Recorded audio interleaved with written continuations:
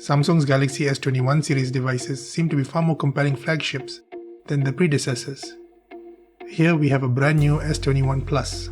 Let's take a look at what's inside the box. On the top, there's the S21 Plus in Phantom Violet. It has a pretty interesting finish, especially when paired with a gold-colored camera array. Now, if you aren't a fan of this phone does also come in Phantom Silver and Phantom Black.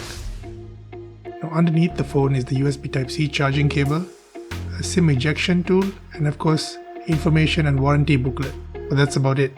This year, Samsung chose to do away with the wall plug for the S21 series. And if you haven't grown accustomed to the wireless chargers yet, you can still purchase a wired one separately. We'll be putting the Galaxy S21 Plus through a series of tests to see if it exceeds expectations or falls way short of the mark. But until then, please visit gizmochamber.com for more news, reviews and features. Thank you for watching.